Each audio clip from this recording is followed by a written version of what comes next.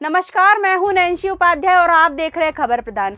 पश्चिम बंगाल विधानसभा चुनाव में टीएमसी की हार के बाद अब पार्टी के अंदर ही घमासान शुरू हो चुका है।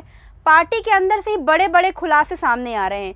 पूर्व आईएएस अधिकारी और तृणमूल कांग्रेस के पूर्व राज्यसभा सांसद जवाहर सरकार ने एक ऐसा बयान दिया है जिससे राजनीतिक हलकों में हलचल मचा दी है।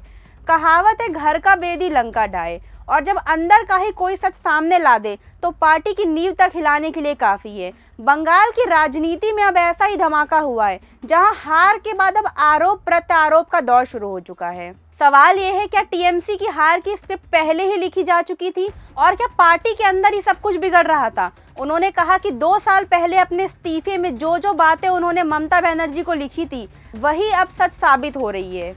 जवाहर सरकार का कहना है कि उन्होंने पहले ही पार्टी नेतृत्व को चेतावनी दी थी कि हालात बिगड़ रहे हैं, लेकिन उस समय उनकी बातों को गंभीरता से नहीं लिया गया। उन्होंने साफ कहा कि भ्रष्टाचार, दादागिरी, कुप्रबंधन और पक्षपात जैसे मुद्दों ने जनता को टीएमसी से दूर कर दिया। लोगों में नाराजगी लगातार बढ़ रही थी। उन्होंने एक इंटरव्यू में बताया कि जब उन्होंने इस्तीफा दिया था तब अपने पत्र में उन्होंने ये सभी समस्याएं उठाई थी। उन्होंने कहा कि पार्टी के कई नेता जिनके पास पहले ही बहुत कम संसाधन थे अब बड़े बड़े घरों और संपत्ति के मालिक बन गए हैं, जिससे जनता में गुस्सा बढ़ा। जवाहर सरकार ने यह भी आरोप लगाया कि जब उन्होंने ये मुद्दे उठाए तो ममता बनर्जी ने उनकी बातों को प्रोपेगेंडा कहकर खारिज कर दिया।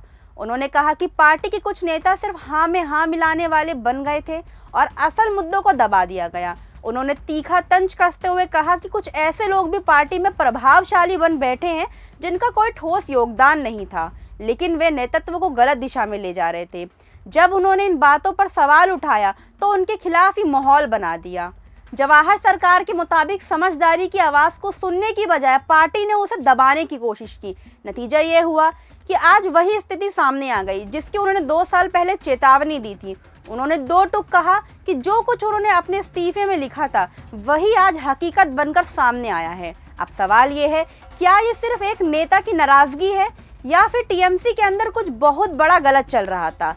क्या यह हार सिस्टम की विफलता है या अंदरूनी सियासत का नतीजा? आप क्या सोचते हैं? क्या सच में अंदर की लड़ाई ने ही टीएमसी को हराया? अपनी राय कमेंट में ज़रूर बताइए और ऐसी ही बड़ी राजनीतिक खबरों के लिए चैनल को लाइक, शेयर और सब्सक्राइब करना मत भूलिए।